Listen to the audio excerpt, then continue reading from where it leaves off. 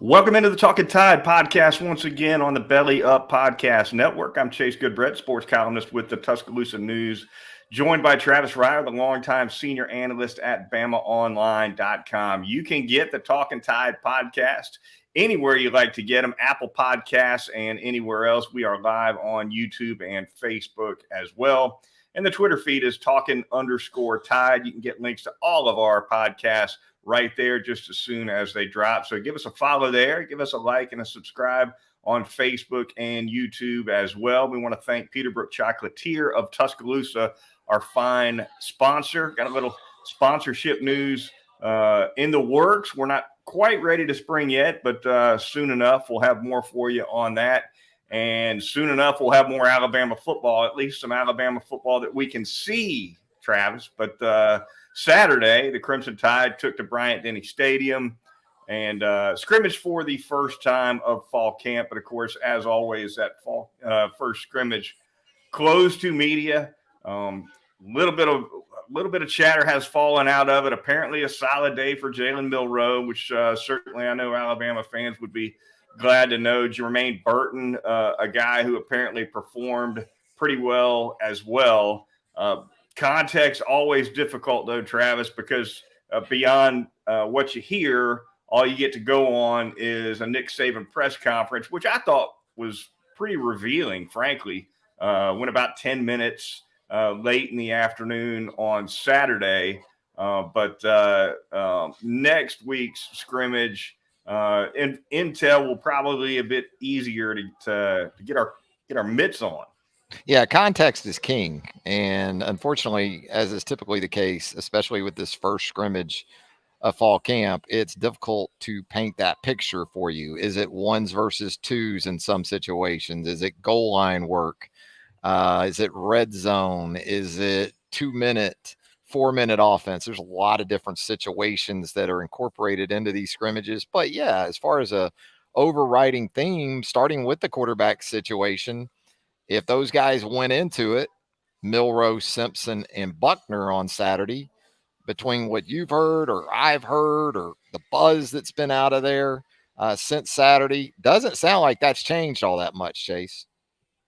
No, it doesn't. And the quarterback question is certainly one that fans have top of mind and will probably not only going into week one, but maybe coming out of week one as well. As for Nick Saban's comments, Travis, I heard and saw just, being in the room, an edge of intensity in Saban, Travis, that never devolved into a rant of any sorts or anything that would go viral or anything like that.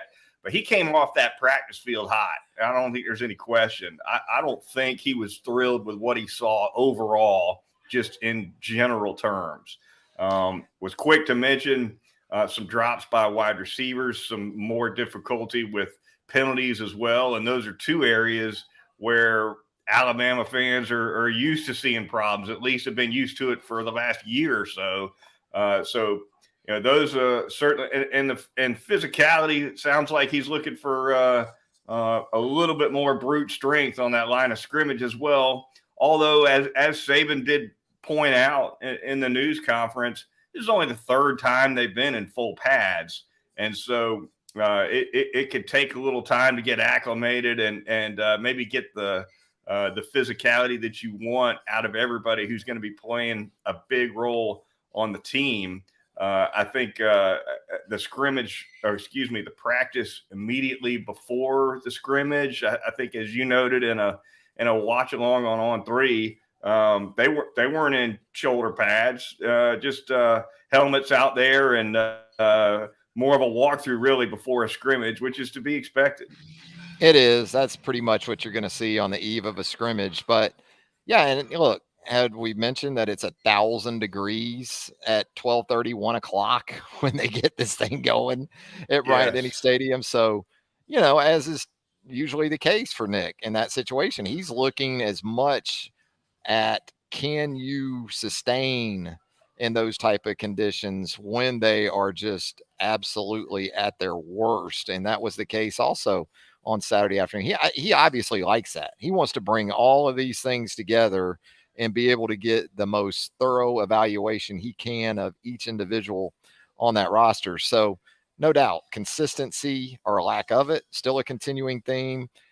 Seems like he, in the spring, tried to take more of a positive approach about the drops in the 8A game because we all saw them back in April. But it doesn't sound like he's taking that same approach. And if the conditions are exactly as miserable as they seem to be this time of year, he doesn't want to hear that either, because he knows the metal that's required to do what 6 of his teams have done at Alabama. And this is when you develop that. And if he's not getting enough guys that are pushing through to the other side and maintaining that high level of play throughout, he's probably going to make that known when he's given the opportunity publicly. I think it's probably fair to point out, too, that the wide receivers as a group are probably getting a little bit too much of the brunt from the drops from last season. Alabama dropped 23 balls last season, Travis. They weren't all by wide receivers, right? Tight ends had their share. There were a couple of drops by the backs. I think Gibbs had a big one against Tennessee. Had a huge late drop against Tennessee that would have maybe season defining third down. Yeah. So it's not all on the wide receivers when the catches don't get made, but certainly the receiver drops are the ones that stand out more for a couple reasons. One, you expect them to make better catches and tougher catches because that's all they do, as opposed to a running back and a tight end whose job is a little more diversified. But, at the same time, drops can come from anywhere. The wide receivers also, they're going to be running the deeper routes. It's going to tend to be more costly when a wide receiver drops a ball, but not always. Yeah, and I took it kind of the other way, too. The fact that he wasn't happy about drops told me the quarterbacks must have been pretty good. They must have been putting the ball on the receivers, which if you went into Saturday scrimmage with a bigger concern, quarterback or receiver, I'm pretty sure it was quarterback. So there's a glass half full side of that too. It seemed like the quarterbacks in general were spared Saban's pep talk, I guess you could call it, following Saturday scrimmage. Must have been an okay day for Milroe and the rest of those guys. Versatility in the secondary also came up in that news conference, Travis. Saban making quick mention of Malachi Moore's ability to move around in the secondary. Terry and Arnold. Kool-Aid McKinstry was at the top of his list as well, even though we haven't seen him all over the place, like in games like we have, for instance, Malachi Moore. But it sounds like he's comfortable moving him around if necessary. Jalen Key, another one Saban mentioned that can move around. What I thought was interesting about those comments, Travis, though, is that, he likes to be able to move guys around back there, certainly in case of injury during the season. You want guys to know more than one job in case injuries or what have you necessitate a shuffle. But it's not just about that. It's also about knowing where your help is and when your help's coming and what to expect from your help, right? So if you're Terry and Arnold and most of your experience is playing that outside corner position, well, if you get learned well at the nickel spot, that not only bodes well if you have to play it, it also bodes well because you understand in coverage what you can get and what you can't get from help from that position and other positions, safety, whatever the case may be. And Nick Saban made a curious comparison, I thought, between the secondary and the offensive line, right, being similar. He said you need versatility on the offensive line as well as the secondary. And I think for some of the same reasons, right, because you want a swing guy on that offensive line who can move around in case a guy gets hurt. But it's also good to cross-train because you have a better sense of what to expect from your teammate. Yeah, it's also about, like, the offensive line. You're still trying to find your best five. You're a nickel-oriented defense these days. You're not playing base defense. You're not just 2 corners and 2 safeties. You're 5, 6 defensive backs more than you're 4. So there are some X factors in that secondary. Terry and Arnold, if he in fact is a guy that you can slide inside the star. And especially if Trey Amos is playing at the level you think he's playing at right now, coming in from Louisiana at the corner, that maybe is part of your best five. Terrion Arnold at star with Trey Amos at corner, and also, of course, Kool-Aid at corner. And then, you've got versatility. You got some things you can do down by down at safety. Devontae Smith, one of the storylines of this fall camp to this point. Hey, great. If he wins a job, especially in the nickel and dime, more power to him. But if he does, that means a guy like, if Terrion Arnold's at star and Devontae Smith's at safety, Malachi Moore then is a little bit in flux. I'm not saying that's going to be the case. I'd be surprised if it ends up working out that way, but it just speaks to the variety of options that you just outlined that Saban would like to have, not just in terms of safety and corner, but how both those positions impact the nickel and the dime roles at star and money. Depth on the line of scrimmage also came up. Saban, across two news conferences this week, commented that both the OL and the DL have 6 or 7 guys he's fairly comfortable with, but he's looking for more. He's obviously looking for a full 2 deep on both sides that he's comfortable with. And, I guess if you got 6 or 7 guys on the DL that you're happy with, you're pretty close to that. If you've only got 6 on the OL, you're not. Especially when the base look is a 3-4. Like you said, it's a nickel almost full time anyway, unless you're in the dime. But Justin Aboybe drew some praise. Jaheim Otis drew some praise from Saban following the scrimmage. Tim Smith, he said, is up and down, and Tim Smith's a guy. He's Travis. I almost put Tim Smith in a similar bucket with Chris Braswell in terms of this being the year for the breakout. Kind of out of time right now if you're Tim Smith. Both of those guys presumably are going to see quite a bit of action this fall. But in terms of production and being able to deliver down after down, for Braswell, that would include early downs. For Tim Smith, maybe that includes third down. But something to watch with those two for sure. Alabama looking for significantly more production from both of those guys this fall. No doubt. And with Smith and Braswell, you said it, sort of that crossroads year for both of them. Smith's interesting because if he isn't going to be a every down guy or that sort of participant in the rotation to go along with Aboybe, who I think Aboybe is going to span every package, end in the base, inside and nickel, or he can play that 5 technique end in a big nickel as well. Dime comes around, you can put him on the nose and use him as a pass rusher inside in that look. But for Smith, if it isn't now, you start to think about, well, who else could it be? Because Nick said he feels like they've got 5 or 6 guys that are ready to play right now. Well, is Jamarian Latham one of those guys? Probably. Is Damon Payne one of those guys? Maybe that's the guy relative to Smith that is making perhaps more of a push. I think if Jaheim Otis is at the weight that he is, you could even play him at end in some big nickel and some base and play Tim Keenan with him. I think there's some different scenarios that they can still consider, and I think that's probably what they're continuing to do.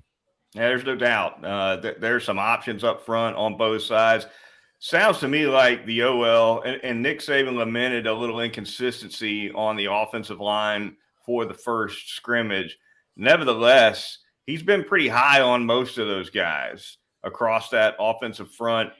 Terrence Ferguson, he had some very encouraging comments about his play earlier in the week. Seth McLaughlin at the center position as well. Over at right tackle, Travis, this week we learned J.C. Latham's put a couple of pounds on, 360 on that scale. Came the growing Twitter boy. News. Yeah, no doubt about it. That's a massive size, which you could get away with a little bit more on the right side than in the left side, right? Well, and that's kind of what it tells you. With him being he's on the a right tackle. Yeah, he's a right tackle at 360. I know there's some guys that can still do it on the left side. Yeah, he's the right tackle and the extra tackle that they like to bring in at times like Kendall Randolph, as a tight Yeah. end. So Yeah. that's a He's guy. I J.C. mean, if Latham he is, in and fact, Brandon Green. if that tweet was authentic, yeah, Uh-huh. that's a guy you're going to want to get behind. And then you got Tyler Booker over there on that right side. So I think if Alabama really needs it, Chase, there's a good chance they're going to look to get behind those guys. And Terrence Ferguson, I go back to the spring game with him, and watching that a few times over, I became more and more impressed with the job he did. I understand he was working with the twos against the twos, but he did what a one should do against twos in that scrimmage. He was outstanding, and sounds like his development has just continued on through the summer. And here he is on the cusp of nailing down that job at left guard. No doubt about it. And I think further on Latham, Travis, fair to say he probably wouldn't have put that out there if that extra weight had just come from grandma's cooking, right? Yeah. I mean, It must you be don't fine. tweet that Yeah. out unless it's something that everybody in the program's on board with, right? That's big, though. 360. Wow. Yeah. I Yes, mean, sir. like I said, he has shown he can play at a big number. So that may be, like you said, one of the times where it's good news rather than, oh, we got a guy we got to watch here. All the easier to notice if you jump off sides, that's for sure, at 360 And he needs pounds. to clean that up. Yeah, he had a few of those last year. I think he had 11 penalties last year and led the Yeah. team, if I'm not mistaken. So he did. Definitely an area for him to improve on. Left tackle, the one spot that Nick Saban sounded as though this week that cake's still in the oven, kind of like the quarterback spot, right? Elijah Pritchett and Caden Proctor, a couple of inexperienced guys, but a couple of big, talented, and highly regarded recruits, certainly competing at that spot. But Nick Saban's looking for one of those guys to nail it down. I don't think there's much doubt. Oh, it seems to be centered on those, because if it's not one of those, then who is it? I mean, I think Miles McVay has been out a little bit in camp, and I think Wilkin Formby in time is going to be of starter caliber.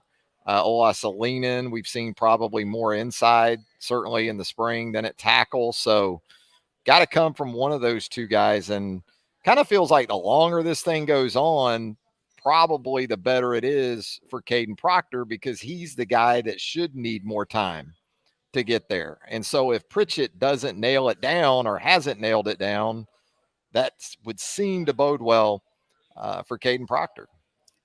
Talkin Tide podcast on the Belly Up Podcast Network. Moving on, Peterbrook Chocolatier of Tuscaloosa, our fine sponsor. Travis, tell us something about him. I went by there again, by the way, a couple of days ago. Grabbed a couple of those sea salt milk chocolate caramels. Those are getting to be my favorite. I'm kind of gravitating toward those when I pop into Peterbrook, but so much more available over there. Peterbrook Chocolatier, 1530 McFarland Boulevard North in the Indian Hills section of Tuscaloosa. Chase talked about it, man. I love those peanut butter meltaways too. When you talk about the assortment pieces, look, they line up on the field right next to those sea salt caramels. They are like a garden of tackle for you. 5-star first teamers. They're outstanding. You can't go wrong with any of the assortment pieces at Peterbrook, but I could just do a full box of the meltaways, peanut butter meltaways myself. You can catch them at Peterbrook Chocolatier, 1530 McFarland Boulevard North in the Indian Hills section of Tuscaloosa. You got any questions, give them a call, 205-752-0211. Open Monday through Saturday, 10 a.m. to 8 p.m. Peterbrook Chocolatier, Tuscaloosa. All right, the Talkin Tide podcast on the Belly Up Podcast Network, the Twitter feed Talkin_Tide. Gonna knock it out here for just a few more minutes, Travis. By the way, hats off to that classic old school USFL t-shirt there. The Jacksonville Bulls, our hometown of Jayville, Florida, representing there. A fine logo. Wish the team had been better. The colors, but a fine logo. Yeah, that logo. I mean, that's mid-'80s logo, Goodbread. I mean, that's way ahead of its time, right? Absolutely. Always a Jacksonville Bull. Yeah, no doubt. Our old friend Greg Larson told me that he once approached the owner, Fred Bubba Bullard, and asked him if the name of the team, the Jacksonville Bulls, was nothing more than an ego trip for his last name. He said Fred denied that. Uh-huh. Yeah.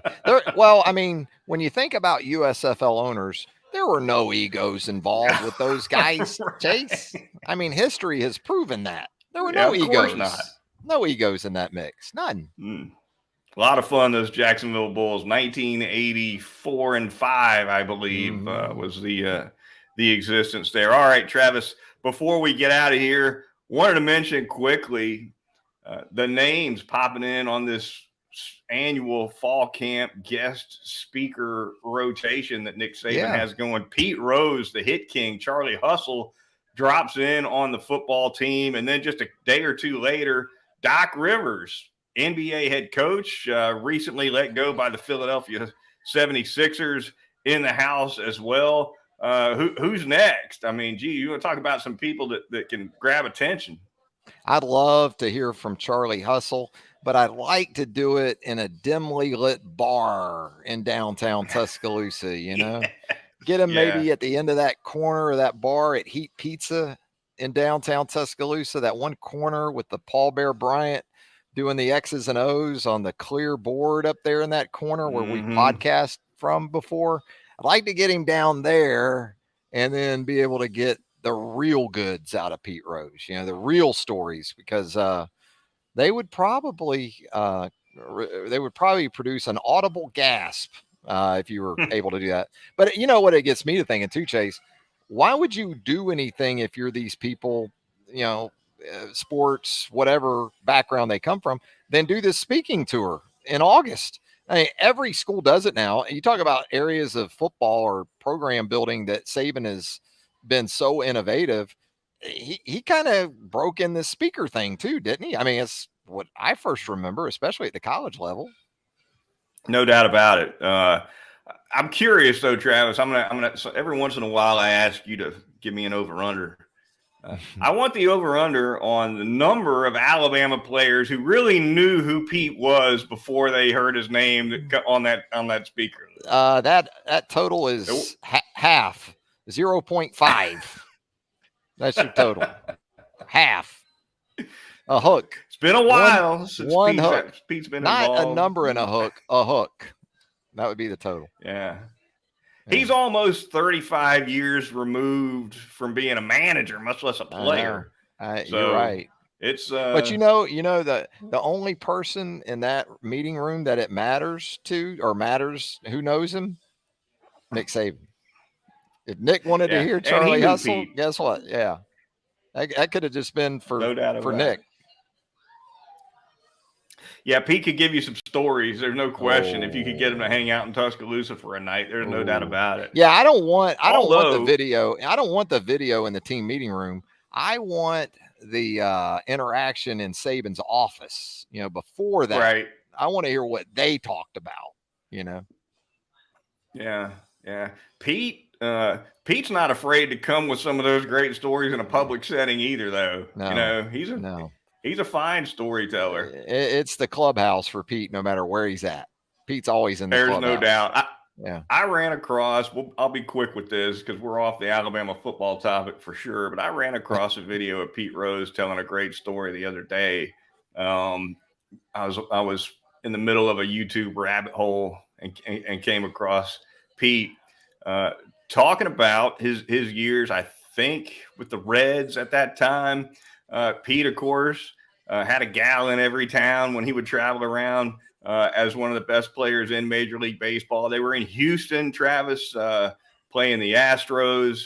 And Pete said, if I recall correctly, I'm paraphrasing a lot of this, but he said he sent a rookie to the airport to pick up his girlfriend in Houston or whatever. And he's having a girl flown into Houston for his stay over there. And the rookie goes, he says, but the kid doesn't know her name or anything. He says, Pete, how am I going to recognize who this is? Pete says, she'll be the best looking girl on the plane coming off. All right. So anyway, the rookie goes to the airport to pick up this girl for Pete. And Rose said like the fourth or fifth person off the plane was Farrah Fawcett. Oh, So wow. the rookie walks up to Farrah Fawcett and says, "Hey, I'm here to pick you up for Pete Rose. He'll meet you after the ball game." And apparently Farrah caught up with Pete years later and said, "Did you try to pick me up in Houston one time?" It was a fantastic video. So, one time, Pete. There you go. Yeah, yeah. He's you talk about characters. All right, how about that sports? That's we don't have that really anymore. We got incredible generational all-time talents like Atani and these other guys, but the true characters of the game we certainly don't have as much anymore. Yeah, no doubt about it. All right, Travis, how about we dive into that two deep tumbler real quick before we get out of here and see who comes out of it. I'm going to give it a spin here and see who comes out this time.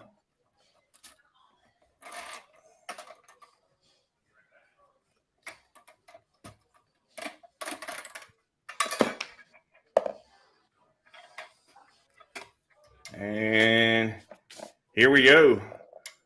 Number 11, it's a double number, Travis. That would be Christian Story, the defensive back, and Malik Benson at the wide receiver position. Of course, Benson, a junior college transfer who Alabama is hoping can bolster that wide receiving core. Starting with Story anyway, who we saw a good bit of on A-Day. Your thoughts on Story? Yeah, it looked like Christian, unfortunately, at the start of camp and into camp, was dealing with a bit of an injury, which couldn't come at a worse timing because he was certainly and is still in that mix for that one safety spot. It looks like Caleb Downs is pretty much inserted at one. I think Malachi Moore you have to consider as another, but they need that third safety for the different packages. Devontae Smith apparently has taken advantage of that situation. You got Jalen Key in from UAB competing there as well. So Christian's in a spot where it's tough because if you're not full go or you miss a chunk of practice to open camp as a result of a physical limitation, that's just the worst timing that you could possibly imagine. So I think Christian's a veteran guy. He can certainly plug and play in some different situations. And I think special teams, that's another area where you draw from his position, and you would think he'd be in that mix too, right? You would. Saban mentioned him as well when he was asked about versatility yesterday. He's another guy who can play a couple of spots for the Crimson Tide. Yeah, could do that.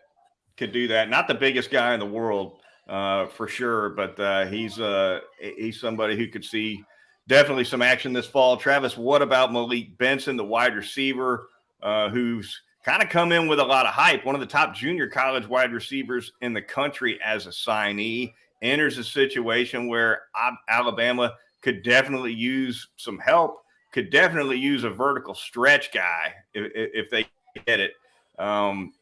Didn't see a whole lot of him on A-Day, although he flashed really late at the very end of A-Day. I think he caught like 4 balls in a row to put it in the end zone or pretty much was the entire drive on the last touchdown of A-Day. It's been pretty quiet. I haven't heard a lot about what's going on with him so far in fall camp. But this is a wide receiving core that could use a little juice, and Malik Benson, a guy who purportedly can bring it. Yeah, and Brock RTR here in our comments, he's asking a question associated with really Benson and the rest of those receivers about the drops and where are they coming from. And in the spring in A-Day, what we saw was drops from Burton and Isaiah Bond and Kobe Prentice in the spring game. But we have heard that Jermaine Burton seems to be doing some good things. Bond continues to work. Right now, I look at as that rotation as 4 guys I feel like are right there at the top. And when I think of those 4, I go Burton, Ja'Cory Brooks, Bond, and I think Kendrick Law you have to consider almost as a starter at this point, because I think he's just going to be on the field. I think there's too much trust in him, and there's too many different things he does well that they're going to keep him on the sideline. So then you get to Benson, who, you said it, in the spring seemed like there was more talk about Malik, not as much so far in fall camp. That doesn't mean he can't help this football team considerably, because he does possess those physical attributes that they can certainly use. It's just continuing to get up to speed and to perform with consistency. And right now, I think when you think about Benson, kind of at Kendrick Law, Shaz Preston's also probably in that mix. And then you get into Benson, and I think guys like Hale and some of the freshmen, the true freshmen, are more on the other field, more working with the three. So, that's sort of what he's trying to navigate right now, and become the guy that sort of justifies that billing that he came to Tuscaloosa with. Yeah, the sense you get on Kendrick Law is he's more of a complete player as a wide receiver than some of these other guys, as a blocker, route running, maybe ahead of some others. So I agree with you. I think we're going to see a lot of Kendrick Law, certainly more than we did last season this fall. But it's going to be fun to see how that shakes out next week in the second scrimmage and beyond. The wide receiver core, Corey Brooks, Jermaine Burton, their places I think are secure. Don't know that either one of them is going to break out and be a megastar, but I think their places in the rotation are pretty tight and pretty set. Beyond that, it could get into a little bit of a shuffle, but certainly I think Kendrick Law is one of the guys who's at the top of the mix beyond that. Yeah, and I think for Benson, there's the good news is that they still don't have, in my opinion, a true elite number one guy, right, or a number two. I think they've got some potentially really good top of the rotation guys in Burton and Brooks. But if you can bring some of that true outside playmaking ability to this mix, there's still a place for a guy. Kendrick Law, you're right. Everything that you want a receiver to do, he does it. Guts, toughness, strong hands. You love all that intangibles too about Kendrick. But if you're truly elite, they still got a spot for you in that rotation.